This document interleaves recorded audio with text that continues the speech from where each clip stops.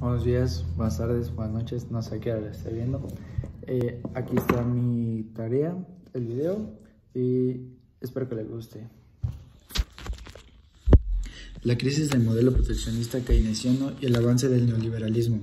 La crisis que vivió México en 1982 marcó un punto de inflexión en la economía por dos razones: porque se interrumpieron 4 décadas de crecimiento y la inflación alcanzó niveles que no se habían registrado antes, y porque se dio un giro drástico en el enfoque de desarrollo económico por parte del gobierno. Este giro se caracterizó por la redefinición del papel del Estado en la actividad económica y por la transformación de la economía sumamente regulada y protegida en una economía abierta y orientada hacia el mercado externo. ¿Qué es el neoliberalismo? El llamado neoliberalismo es actualmente un término muy usado y se identifica con la política económica llevada a la práctica en Inglaterra y los Estados Unidos entre los años 70 y 80. Fueron implementadas en América Latina, fundamentalmente a través de lo que se llamó el Consenso de Washington. Este estuvo basado en 3 grandes ideas. La primera idea fue que aunque el origen histórico del neoliberalismo económico se remonta en los teóricos clásicos, Adam Smith apoya sus postulados en la existencia y fundamentos del mercado. Concibe a las sociedades como una suma de individuos que actúan por sí y para sí, pero en su acción egoísta, los individuos terminarán beneficiando a toda la sociedad, ya que desde una percepción utilitarista del beneficio, la acción egoísta y racional de cada individuo, al aumentar su propia utilidad, conducirá a la maximización de la utilidad total de la sociedad. La 2 es que, sin embargo, a partir de la tercera década del siglo XX, las ideas del economista inglés John Keynes dominaron el escenario de las políticas públicas a nivel mundial y permitieron que el Estado, al participar más intensamente en la vida económica, abriera el camino para fructífera cooperación entre el Este y los empresarios. Es decir, se estrecharon la mano el Estado y el capital, dándole un gran impulso al intervencionismo estatal, conocido también como estado de bienestar, de acuerdo a esta visión keynesiana. La 3 es que en los años 70 y 80 vieron el renacimiento de las ideas de Friedrich Hayek, inglés de origen austriaco, quien con su obra Camino de servidumbre, publicada en 1944, advertía ya desde esos años de los riesgos que representaba la expresiva intervención del Estado en la economía. Pero es con la crisis de 1973 que empujó a la economía mundial a una fase del estancamiento de inflación. Como las ideas neoliberales empezaron a agarrar terreno, pues ya ningún responsable político del mundo consideraba necesario por ese momento reforzar la intervención del Estado, y mucho menos planificar la economía. Casi la totalidad de los gobernantes se dedicaron a encontrar la mejor manera de liberar a las fuerzas del mercado y privatizar todo aquello susceptible de hacerla. En general, la propuesta de Hayek está sustentada en el libre mercado, y para que esto funcione adecuadamente con las bondades que el mismo Hayek le atribuye, el gobierno debe mantenerse en las mínimas y necesarias regulaciones sin intervenir directamente con el proceso económico de la producción.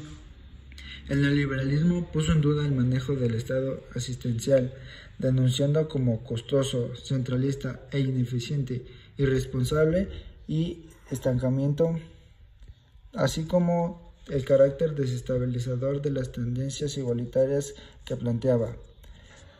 A continuación enumeraremos los postulados de la teoría neoliberal. La libertad económica se expresa en el mercado y la libre concurrencia. Los precios y los salarios son flexibles, por lo cual cualquier desequilibrio de mercados de bienes y servicios y de trabajo se corregiría de manera automática mediante la fluctuación de precios y salarios. El neoliberalismo resalta la inconveniencia de una expansión del dinero circulante, que solo provoca inflación y mayor incertidumbre a la inversión privada.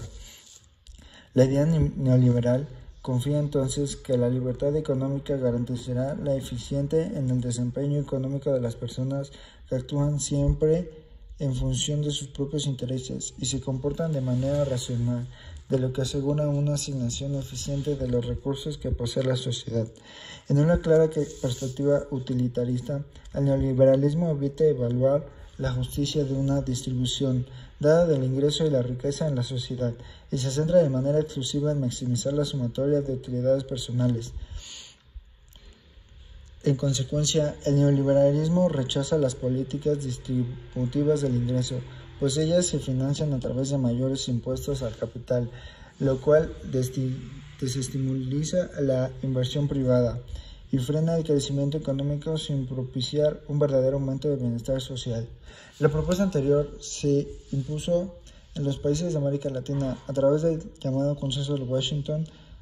Dicho consenso surgió en la conferencia Latin American Adjustment: How Much Has Happened, organizada por el Instituto de Estudios Económicos Internacionales en noviembre de 1989.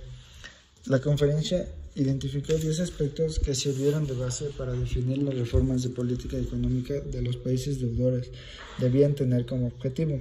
Estas son las siguientes: disciplina fiscal, recortes del gasto público, reforma tributaria, liberación financiera, un tiempo de cambio competitivo, liberación del comercio, inversión extranjera directa, privatización de las empresas estatales, desregulación, la protección a los derechos de propiedad. El factor determinante para la adopción de este modelo de desarrollo en América Latina fue la severa crisis económica de estos países, acentuada de manera considerable por el estallido del problema de la deuda externa a comienzos de los años 80. Los resultados de esta política han estado por debajo de las expectativas, es decir, han producido efectos perversos.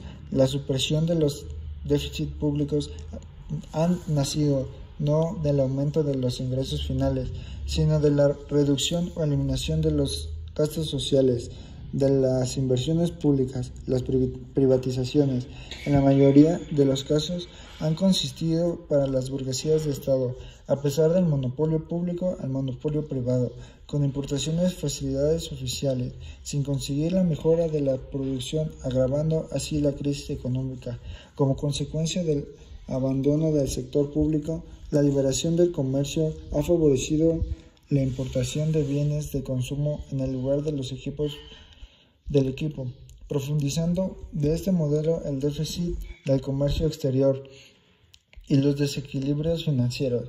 Además de este tipo de cambio, beneficia a las empresas exportadoras, fundamentalmente las extranjeras, en tanto que encarece los insumos nacionales, con los siguientes problemas para los productos nacionales.